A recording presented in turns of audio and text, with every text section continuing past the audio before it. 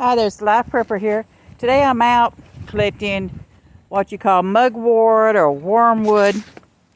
And what right here, you can see here, this is getting to be more of a mature plant because it's all spreading out more and it's later in the year. So we got to start getting these overall stems right here. Now for me, I just really want to get more of these here. I don't worry about these when I'm harvesting them. And to tell the difference on them, like I say, you can see here, let's get one here and show you. You see the leaves right here. And then you can see the leaves right here. And then when you flip it over, you see this like whitish color with the veins and everything. It's called mugwort, wormwood. Now when I'm harvesting, I use a paper bag to harvest with. This here is one of those leaf bags. It's heavy duty. I use that to harvest with. And then what I would do is I air dry everything. So you take it home. After, you wash them up. And let it dry for a few days. You put them back in the bag. And then I'll tilt the bag over to the side. And if you got a small fan, you can put a small fan to it to help dry.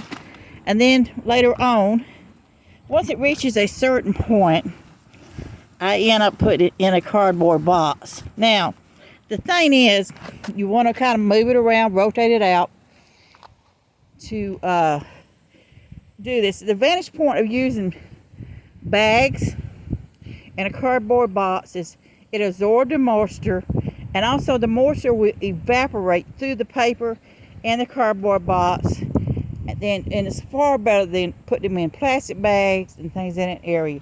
Now, it's called a green plant right here. So it's now it originally started in Europe and Asia, like all other plants. A lot of the plants we have came over here from another country.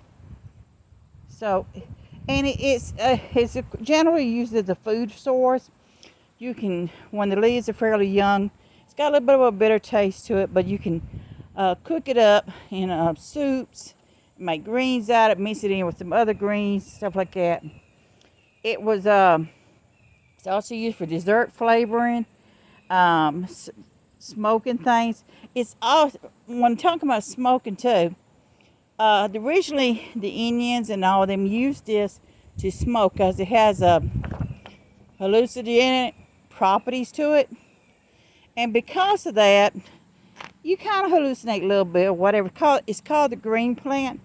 It's used in aid of menstruation, for women with monthly issues.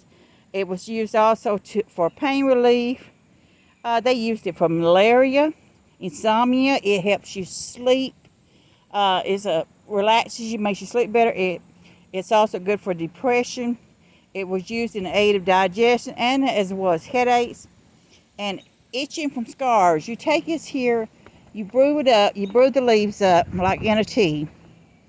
And then you take a cloth or whatever and submerge it into the tea and then place it onto the scars, and it helps soothe it. The itching of scar, anxiety. It improves energy level. It gives you a boost. It's also considered a diuretic property. So if you're having problems with fluid buildup or things like that, it helps flush your body out. And then it supports liver health. Another thing a lot of people don't realize, insects do not like this plant as a general rule. A lot of them don't like it, and it repels them. It's something about the smell, and they don't like the taste of it. So you can crush the leaves up and rub the leaves onto your body, and it helps repel not all the insects, but it does help repel many of the insects, because I do find insects on here sometimes. So like I say, step one, once I cut them, they're going to go in here in this bag. It'll air dry for a few days, and then I'll put it in my box. I'll label it. It'll be labeled up. And another thing, with air drying, you see how green this is? This has been air drying, I guess, a week, and still has a nice greenish coloration to it. And it's starting to get a little crunchy now, but it still holds a great deal of its color.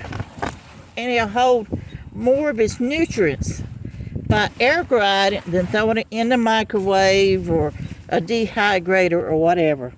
So this is Life Prepper saying be safe, be happy, take advantage of nature and its healing properties, and I'll talk to you later.